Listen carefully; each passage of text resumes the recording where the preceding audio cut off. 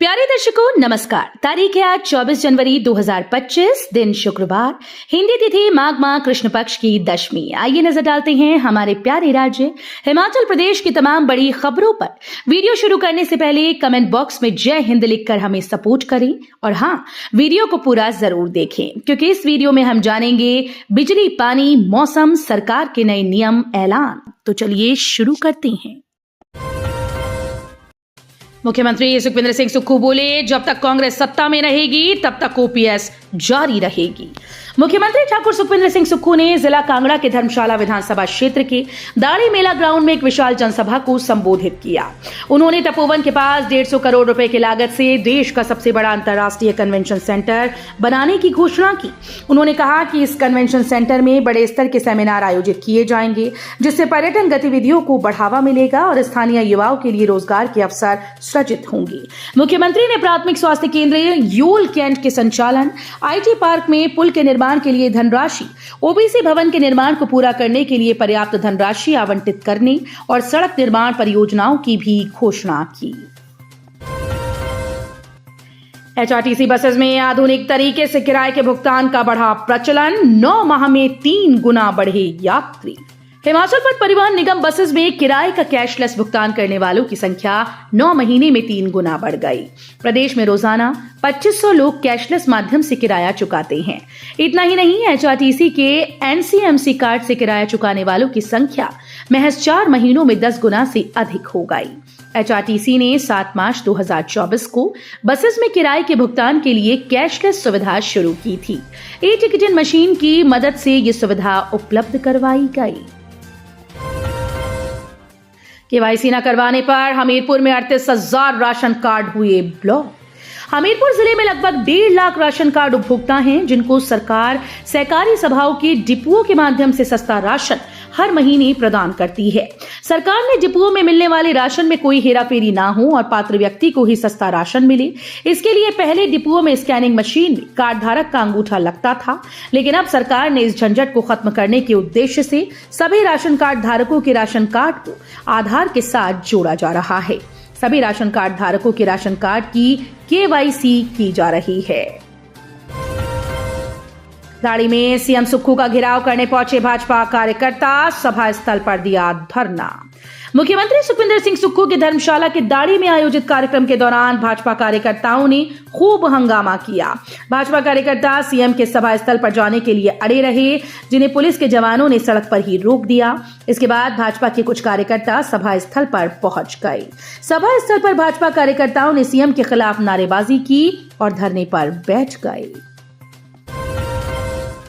कुछ ही मिनटों में होंगे तारा देवी माता के दर्शन। 1734 करोड़ की लागत से बनेगा 13 किलोमीटर लंबा ropeway.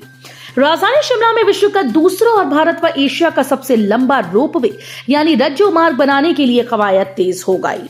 Himachal Pradesh ropeway transport development corporation ropeway corporation ने इसके लिए टेंडर जारी कर निविदाएं मांगी हैं। 31 जनवरी को इसका टेंडर खुलेगा। इसके बाद चयनित कंपनी को काम आवंटित कर दिया जाएगा। इस रोपवे की खास बात यह है कि यह विश्व का दूसरा और भारत व एशिया का सबसे लंबा रोपवे होगा।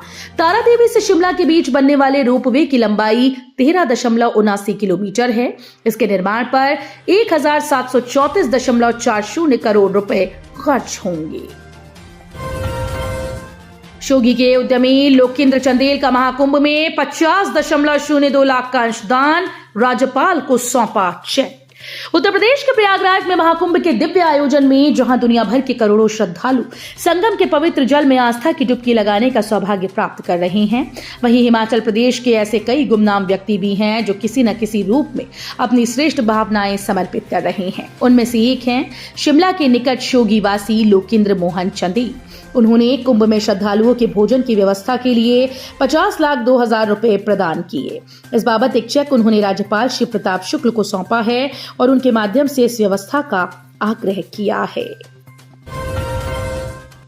एसबीआई बद्दी से 33 करोड़ की धोखाधड़ी, पुलिस ने 2 उद्योगपतियों के खिलाफ मामला दर्ज कर शुरू की छानबीन। केंद्रीय अन्वेषण ब्यूरो ने भारतीय स्टेट बैंक की बद्दी शाखा के साथ 33 करोड़ की धोखाधड़ी के मामले में 2 उद्योगपतियों सहित अन्यों के खिलाफ धोखाधड़ी का मुकदमा दर्ज किया। सीबीआई के एंटी करप्शन ब्यूरो शिमला ने इस संदर्भ में मुकदमा दर्ज करने के बाद मामले की पड़ताल शुरू करते हुए आरोपितों को धरपकड़ के लिए बद्दी में 3 जगह दबिश दी। बद्दी में भारतीय स्टेट बैंक की शाखा में 33 करोड़ रुपए की धोखाधड़ी का मामला सामने आया है। सीबीआई के शिमला स्थित एंटी करप्शन ब्यूरो ने बद्दी शाखा के सहायक महाप्रबंधक की शिकायत के आधार पर हैदराबाद की एक निजी कंपनी के निदेशकों के खिलाफ ये कार्रवाई की। नेता प्रतिपक्ष बोले, सुखाश्रय योजना में फीस न जमा करना व्यवस्था परिवर्तन का एक और शर्मनाक चेहरा। नेता प्रतिपक्ष जयराम ठाकुर ने कहा कि हर दिन सुक्खू सरकार के सुख की सरकार और व्यवस्था परिवर्तन का कोई ना कोई बेशर्म चेहरा सामने आ जाता है, जिससे साफ हो जाता है कि एक झूठ के बाद दूसरा झूठ और दूसरे झूठ के बाद तीसरा झूठ बोलना ही सरकार का एकमात्र ध्येय है। समाचार पत्रों के माध्यम से पता चला कि चंबा में सुखाश्रय योजना के तहत शिक्षा ले रहे छात्रों की फीस संबंधित शैक्षिक संस्थानों को नहीं जमा की गई। ये सुक्खू सरकार का व्यवस्था परिवर्तन का एक मॉडल है, जिसके नाम पर सरकार हर दिन मंचों से गला फाड़ फाड़ कर चिल्लाती है। सरकार हर दिन सुखाश्रय को लेकर बड़ी बड़ी बातें करती है, लेकिन जमीनी हकीकत यह है कि बच्चों की फीस भी सरकार जमा नहीं कर रही है। चालक को आया चक्कर, 2 वाहनों से टकराई बस, बड़ा हादसा टला, इतनी थी सवारियां। रामपुर में वीरवार को बड़ा हादसा होने से टल गया। रामपुर से शिमला जा रही बस के चालक को डकोल में अचानक चक्कर आ गया। बस अनियंत्रित हो गई और सड़क किनारे पार्क 2 वाहनों से जा टकराई। गनीमत रही कि वाहनों से टकराने के बाद बस रुक गई, जिससे बस में सवार किसी भी सवारी को चोट नहीं आई। इस दुर्घटना में सड़क किनारे पार्क HP 26A1168 और HP 06A3156 वाहन क्षतिग्रस्त हुए हैं। अंतर्राष्ट्रीय शिवरात्रि महोत्सव में पहली बार होगा वॉइस ऑफ शिवरात्रि का आयोजन। मंडी के अंतर्राष्ट्रीय शिवरात्रि महोत्सव में इस बार सांस्कृतिक कार्यक्रमों में विविधता लाते हुए वॉइस ऑफ शिवरात्रि के आयोजन की पहल की गई। शिवरात्रि महोत्सव सांस्कृतिक कार्यक्रम उप समिति ने आज अतिरिक्त उपायुक्त और उप समिति के अध्यक्ष रोहित राठौर की अध्यक्षता में आयोजित बैठक में इस पर विस्तार से चर्चा की। इस पर विचार करते हुए सांस्कृतिक कार्यक्रम उप समिति ने वॉइस ऑफ शिवरात्रि के आयोजन पर सहमति जताई। ये प्रतियोगिता सांस्कृतिक संध्याओं से अलग आयोजित की जाएगी, जिसकी रूपरेखा तय कर शीघ्र ही इसे सार्वजनिक किया जाएगा। शिमला के होटल में पंजाब पुलिस की दबिश, लूटपाट में शामिल 5 आरोपियों को किया गया गिरफ्तार। पंजाब में जालंधर कमिश्नरेट पुलिस ने शिमला हिमाचल प्रदेश के फ्लोरेंस होटल से आए 5 अपराधियों को गिरफ्तार करके उनसे 2 लाख रुपए बरामद किए। पुलिस आयुक्त स्वप्न शर्मा ने गुरुवार को बताया कि पुलिस भोगपुर के पास पेट्रोल पंप और HMB कॉलेज के पास हुई लूट की 2 घटनाओं की जांच कर रही थी। उन्होंने बताया कि खुफिया सूत्रों का उपयोग करते हुए एक संयुक्त अभियान के दौरान 3 युवकों मनप्रीत सिंह उर्फ मन्नी, नीतीश माही उर्फ नीति और विवेक को शिमला हिमाचल प्रदेश के फ्लोरेंस होटल से गिरफ्तार किया गया। कहां से आई मोनाल की कलगी, अब आरओ लगाएंगे पता। चंबा जोत मार्ग पर भट्टालवा के निकट एक कार में राज्य पक्षी रह चुके मोनाल की कलगी लगी टोपी बरामद की गई, जिसकी जांच अब वन परिक्षेत्र अधिकारी आरओ करेंगे। डीएफओ ने आरओ को जांच के निर्देश जारी कर दिए हैं। आरओ संबंधित व्यक्ति से पूछताछ करेंगे। इसमें पता लगाया जाएगा कि कलगी उनके पास कहां से आई, कहीं पक्षी का अवैध शिकार तो नहीं किया गया। सिक्योरिटी गार्ड के 100 पदों के लिए 29 जनवरी को इंटरव्यू, 10वीं पास युवा ले सकते हैं भाग। SIS सिक्योरिटी बिलासपुर द्वारा सिक्योरिटी गार्ड के 100 पदों हेतु 29 जनवरी को जिला रोजगार कार्यालय बिलासपुर में सुबह 10:30 बजे से कैंपस इंटरव्यू लिए जाएंगे।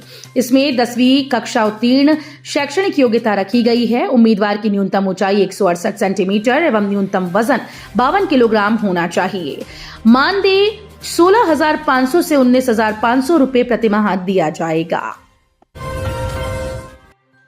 नाकाबंदी पर पुलिस के हत्थे चढ़ा नशे का सौदागर, कार की डिक्की में मिली चरस की खेप। नमहोल पुलिस चौकी की टीम ने एक नशा सौदागर को चरस की खेप के साथ गिरफ्तार किया है। जानकारी के अनुसार नमहोल पुलिस चौकी प्रभारी अपनी टीम के साथ शिमला मटौर वाया जुखाला सड़क पर गश्त कर रहे थे। इस दौरान पुलिस ने नलवाड़ के पास नाका लगाकर वाहनों की चेकिंग शुरू कर दी। तो ये थी आज की फटाफट खबरें। हम मिलेंगे अगले बुलेटिन में, तब तक के लिए धन्यवाद। जय हिंद।